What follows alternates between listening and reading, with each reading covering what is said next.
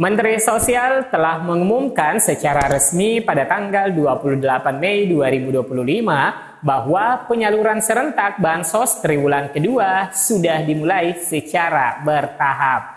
Dan beberapa bukti struk penarikan saldo Rp600.000 sudah mulai bertebaran di media sosial. Hingga memasuki bulan Juni tahun 2025, tak sedikit KPM telah mengklaim sudah mencairkan. Nah, tentunya teman-teman yang sering cek saldo menuai kecewa karena dicek pagi, dicek siang, dicek malam, dan setiap saat, tapi nyatanya belum masuk juga. Nah, apakah mungkin yang sering cek saldo tapi belum masuk bantuannya adalah termasuk dari salah satu KPM yang ditutup bansosnya pada tahap kedua ini? Karena menurut info validnya bahwa sebanyak 1,8 juta KPM ternyata mau tidak mau ditutup bantuannya dan digantikan sebanyak 1,8 juta KPM baru yang dianggap lebih membutuhkan bantuan sosial seperti PKH dan BPNT. Nah, kemudian terkait pencairan PKH dan BPNT tahap kedua sudah resmi diumumkan mulai penyaluran sebagaimana yang disampaikan oleh Gus Ipul, Menteri Sosial. Karena tidak sedikit juga yang menyaksikan bahwa bantuan BPNT tahap kedua disalurkan. Karena katanya di aplikasi 6NG belum nampak perubahan berarti yang menunjukkan adanya pencairan. Namun, apakah harus seperti itu? Saya pribadi berpendapat jika orang nomor 1 di Kementerian Sosial menyatakan bahwa penyaluran Bansos tahap 2 serentak dimulai sejak tanggal 28 Mei 2025 secara bertahap, tentunya saya pribadi meyakini pernyataan beliau sebagai orang nomor 1 di Kementerian Sosial. Nah, pertanyaannya, apa sih sebenarnya yang terjadi sehingga pencairan belum merata? Nah, simak penjelasannya secara lengkap. Namun sebelumnya, simak cuplikan video berikut ini. Mulai hari ini, Rabu, 28 Mei 2025, pemerintah melalui Kementerian Sosial kembali menyalurkan bantuan sosial program Keluarga Harapan atau PKH dan sembako bantuan pangan non-tunai tahap kedua tahun 2025. Penyaluran Bansos PKH dan BPNT tahap 2 periode April-Juni 2025 diinformasikan telah dimulai sejak akhir Mei 2025 menyasar sekitar 16,5 juta keluarga penerima manfaat KPM dengan anggaran 10 triliun. Nah, jika dihitung-hitung, kurang lebih 16,5 juta KPM ini menerima bantuan BPNT atau program sembako sebesar Rp600.000. Maka kurang lebih anggaran disiapkan kurang lebihnya itu 9,9 triliun atau dibulatkan 10 triliun rupiah. Nah, kesimpulan saya bahwa yang dicairkan dari dana 10 triliun tersebut adalah diperuntukkan dari program sembako BPNT senilai Rp600.000 dikali dengan jumlah 16,5 juta KPM. Kemudian ada pertanyaan, apakah mungkin bantuan BPNT Rp600.000 sudah mulai disalurkan? Padahal ada yang beranggapan bahwa tidak mungkin disalurkan karena belum terlihat prosesnya di aplikasi 6NG. Nah, menurut pandangan saya, jika Menteri Sosial sudah menyampaikan bahwa Bansos triwulan kedua serentak mulai disalurkan dari tanggal 28 Mei 2025 secara bertahap, hal ini bisa dimaknai secara seremonial dan simbolis bahwa bantuan sosial sudah dimulai penyalurannya. Di mana hal yang sama ketika pejabat yang berkepentingan dalam penyaluran bantuan sosial. Contohnya penyaluran bantuan program Keluarga Harapan PKH tahap 2 dan bantuan pangan non-tunai BPNT tahap 2 secara simbolis.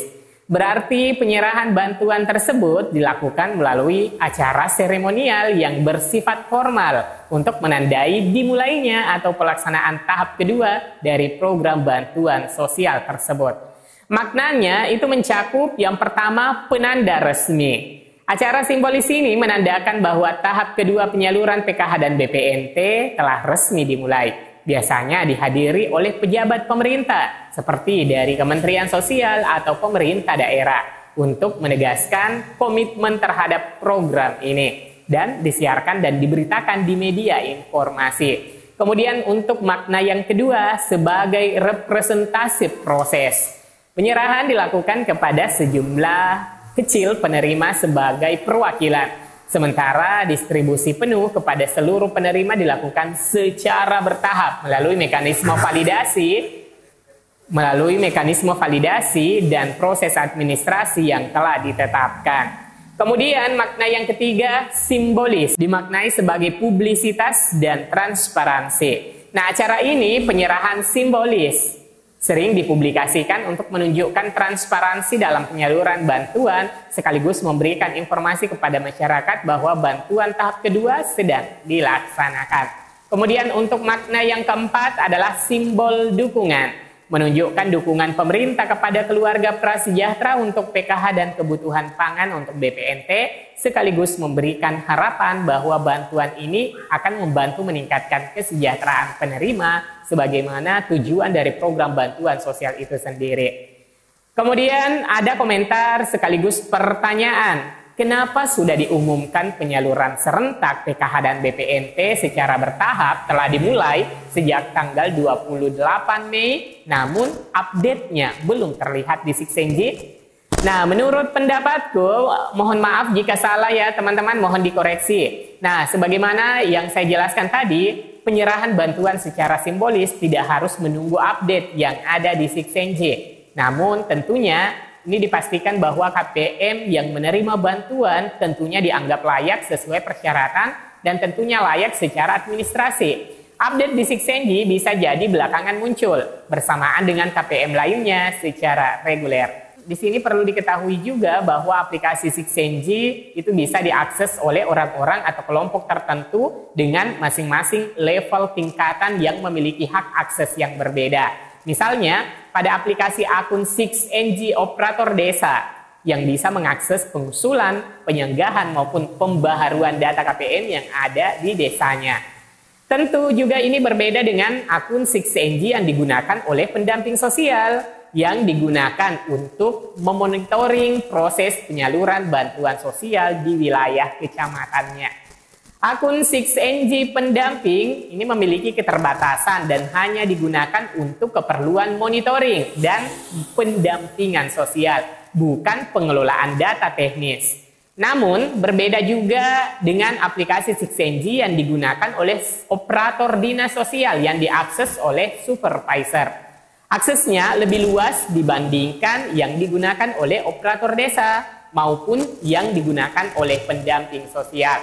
Nah, pada akun aplikasi Siksenji Supervisor itu dapat memonitoring proses penyaluran bansos se-kabupaten, mengawasi pengelolaan data di aplikasi Siksenji di wilayahnya, memastikan data dari desa atau kelurahan yang diinput ke Siksenji akurat, tervalidasi dan sinkron dengan sistem nasional.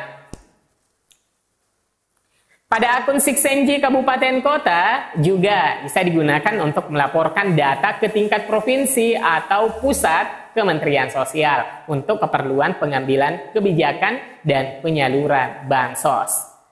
Nah, apakah setiap penyaluran bantuan sosial terpantau di Siksenji Desa, Siksenji Pendamping, dan Siksenji Supervisor?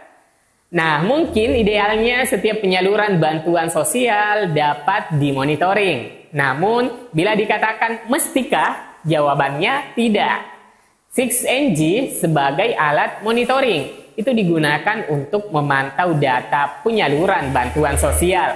Tetapi proses penyaluran itu sendiri tidak sepenuhnya bergantung pada pembaharuan status di aplikasi Siksenji. Artinya penyaluran bisa saja mendahului pembaharuan di Siksenji. Dalam prakteknya, bansos seperti PKH atau BPNT itu sering disalurkan langsung ke rekening KKS Kartu Keluarga Sejahtera atau melalui PT Pos tanpa status di Siksenji diperbarui secara real time.